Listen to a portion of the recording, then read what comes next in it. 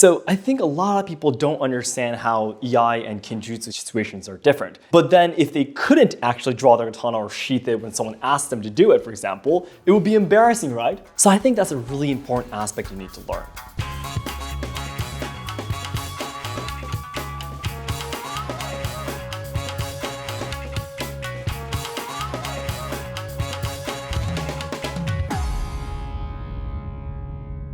Minasan konnichiwa, and welcome to Let's Ask Shogo. So I'm gonna be reacting to another video today, and please take a look at this here. Eskrima versus Iaido, unbelievable fight. It's a video from Brutal TV. I stopped making YouTube videos for a while. There's been a lot of people been asking me to react to this video. It's a video that's almost getting 2 million views, and of course it talks about Iaido, which is the Budo martial art I've been training for about a decade now. So a lot of people have been asking my opinions about it. So today I'm gonna be taking a look at this video and learn a little bit more about what Eskrima is in the first place. それでは本日も参りましょう。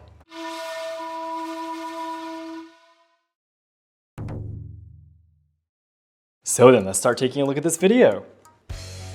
Eskrima versus Iaido. Which martial art is better? Can I stop it already? How did he pronounce Iaido? Can I go back a little bit? Eskrima versus Iaido. Iaido. It's Iaido. It's Iaido. You need the E in between. Which martial art is better? What's better? If you are familiar with martial arts, then you would have heard about Eskrima and Iaido.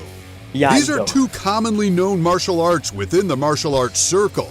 Okay. In this video, we'll be exploring their history, their primary objectives, and conclude by giving our opinion on which of these two martial arts we believe is better. Also known as Arnis or Kali, Eskrima is the national martial art of the Philippines. It is a martial art that is focused on the use of weapons and incorporates a range of them, including sticks, knives, bladed weapons, and other improvised weapons. After the Spanish colonized the Philippines, a decree was made that prohibited civilians from carrying full-size swords like the kris or the kampilan.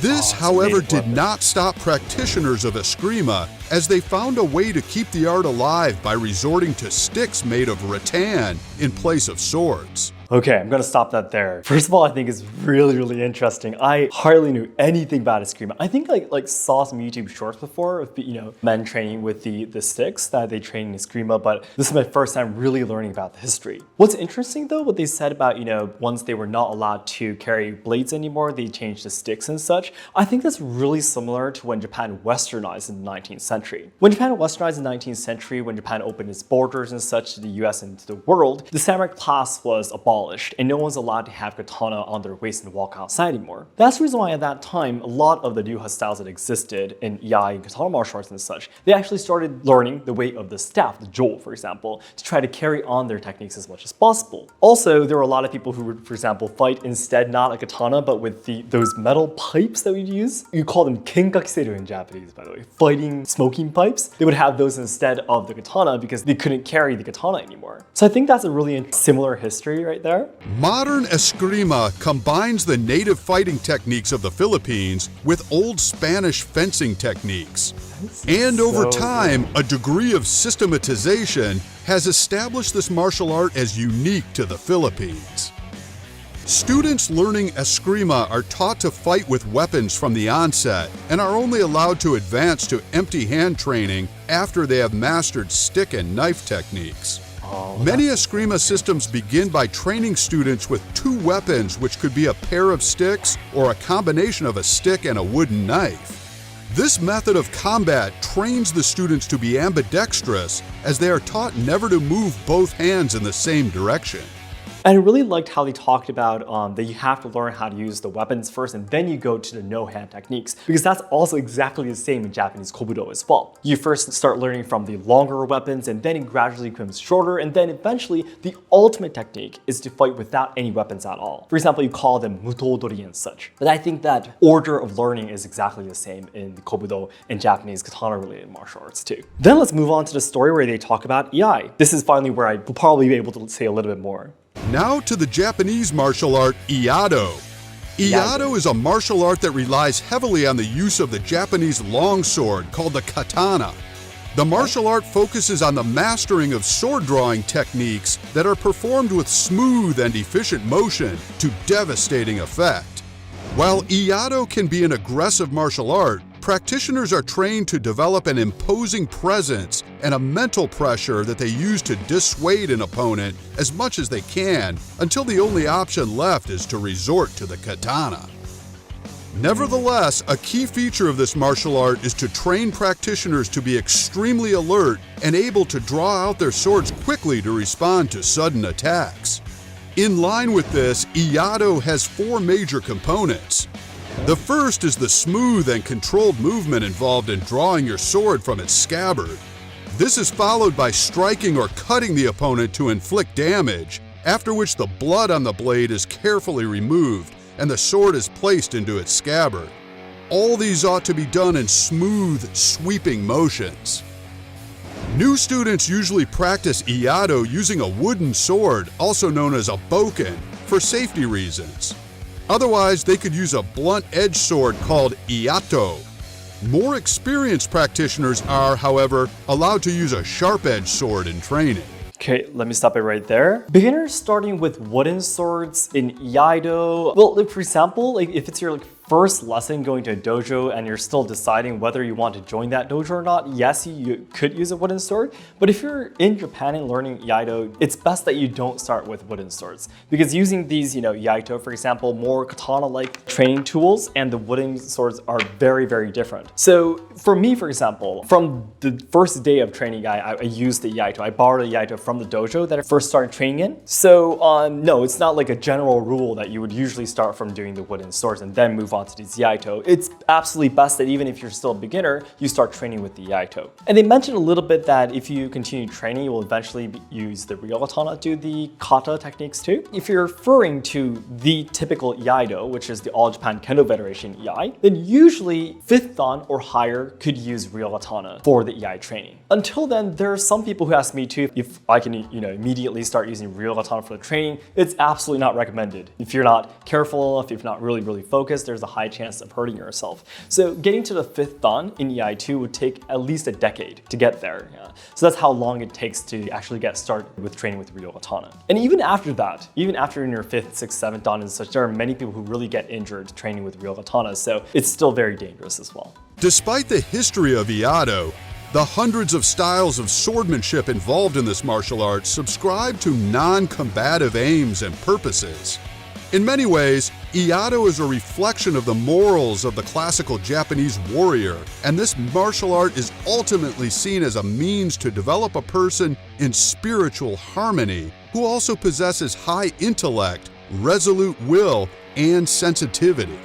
It is for this reason that Iaido is often performed and practiced as a solo art. Okay, I'm sorry, I want to stop it right there too. I think it's really important that you need to understand that Iai techniques are about drawing the katana. It's the art of katana drawing. So Iai is mainly about drawing the katana, attacking, and then maybe a second attack, a third attack after that to attack multiple opponents. Anything else than that would be considered, for example, kenjutsu, other techniques of the katana. Iai is really focused on the techniques of drawing the katana for the fight. There was actually some video clips of Rurouni Kenshin's movie, right? That situation is nothing of Iai. That's kenjutsu, absolutely. Because you already have your katana drawn out and you're fighting with other opponents and such. That's not an Iai situation. Iai situation is where you have your katana in your scabbard and you're walking down the streets, you're living your everyday life, you're just talking with someone indoors, and then you suddenly get into a fight. That's the situation of what Iai is about. So I think a lot of people don't understand how Iai and kenjutsu situations are different. It's really like how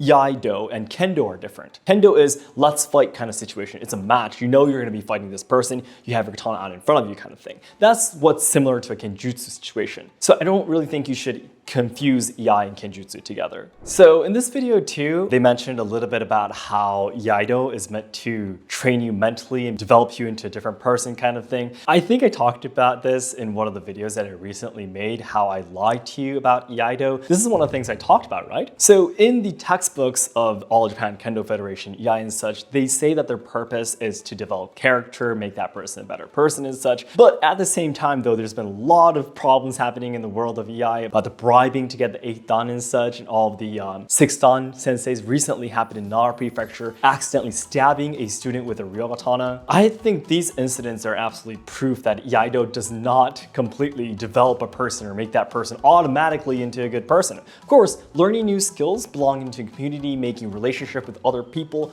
that's absolutely a great aspect to your life. That doesn't mean though that Iaido is like the absolute way to make yourself a better person, that everyone involved in Iaido are becoming a wonderful person. That's absolutely not true. So I personally, from what I've been taught from my instructors and teachers, I disagree about the fact that Iaido is about making yourself a better person. That's just something that they say to make Iaido look better. I think it's just something that makes Iaido a little bit overrated. Practitioners execute their style and form against one or more imaginary opponents in an activity known as kata. The non-fighting aspect of Iaido means that its primary emphasis is on the precise, controlled, fluid motion executed by the practitioner. In fact, in some schools, the practice of the tamashigiri, or the cutting techniques of Iaido, is not done. If we were to pick between the ancient forms of Eskrima and Iaido, that would have been a tough one. But looking at the modern forms of both martial arts, choosing between the two would be dependent on personal interest. Clearly, the combative aspects of Iaido have been greatly toned down in recent times. But if you are looking for a martial art that is more about discipline and self-development than actual combat, then Iaido is the better option. Amazing, thank you so much for this video. That's great. I believe this is something I should have explained to you in the beginning, but considering Iaido or Iai as a martial art, this idea itself, I personally feel, is already a mistake. Because Iai technically is not a martial art. I mean, in the past, you could have used it for actual combat and such, but what we train in the forms, like the kata they explained in this video, would such situations actually happen in real life? The answer is no. Then why would the samurai train these things, right? The reason is because during the Edo period, which is the final era that samurai existed from the 17th to 19th century, this is the time when Iai techniques were mainly trained. Iai techniques were born around the end of the Sengoku War era, which eventually leads to the Edo period. Before that, they were mainly only kenjutsu because it was actually a technique that was used on the battlefield. During the Edo period though, it was actually peaceful for about 265 years, and the samurais by law always carried 2 katana with them, but would hardly ever have any occasions to actually use them. So in order to not forget how to use the katana, how to draw, how to sheath it and such, that's the reason why they started training Iai, and each samurai clan had their unique Ryuha styles and such to try to maintain their character as a clan or a family. So that was it, protecting dignity, carrying on the katana techniques. And because, even if you're a samurai, there were many samurais during the Edo period that never ever fought with anyone in real life with their katanas. But then if they couldn't actually draw their katana or sheath it when someone asked them to do it, for example, it would be embarrassing, right? So that's the reason why they trained Iai. That's the reason why there are so many different techniques and such. If you really used a katana on the battlefield, you don't need hundreds of kata in different forms to train with the katana. So I think that's a really important aspect you need to learn. So the argument itself of saying that Iai techniques aren't practical, it wouldn't actually work in real life, the answer is yes, because it wasn't meant to work in real life. That wasn't the main purpose. Of course, it would be useful in an emergency situation, but that's absolutely not the main purpose. Samurais would have different martial arts for real life situations. For example, kendo, kenjutsu, these were trained for actual fighting in real life. Iai specifically is really about protecting the honor of the samurai so they know how to actually use the katana when they needed to. And that's another reason why it has such a strong connection with Shintoism and religions too.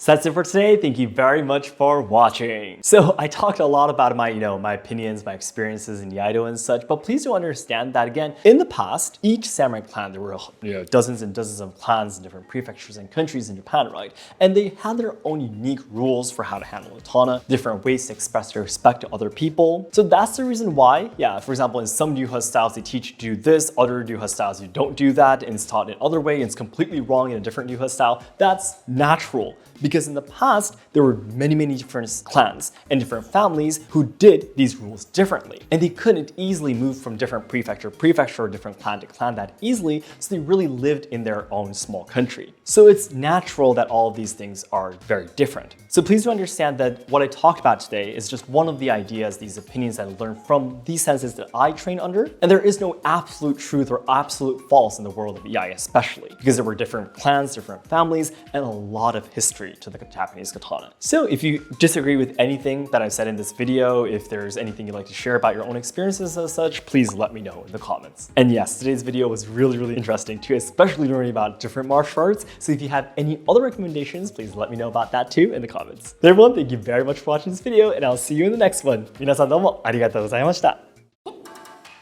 Interested in learning katana skills from 22nd Headmaster of Kobudo Asayama Ichiden Ryu 6 Sensei? We hold the best online lessons with perfect English interpretation than anyone can access worldwide. Every lesson will be recorded for you to rewatch anytime, and official down ranks will be provided to prove your progress. Higher down rank holders will also be authorized to open their own dojo in the future. Join us in our ultimate dream of reviving the golden age of Asayama Ichiden Ryu, when there were 7,000 students of the style.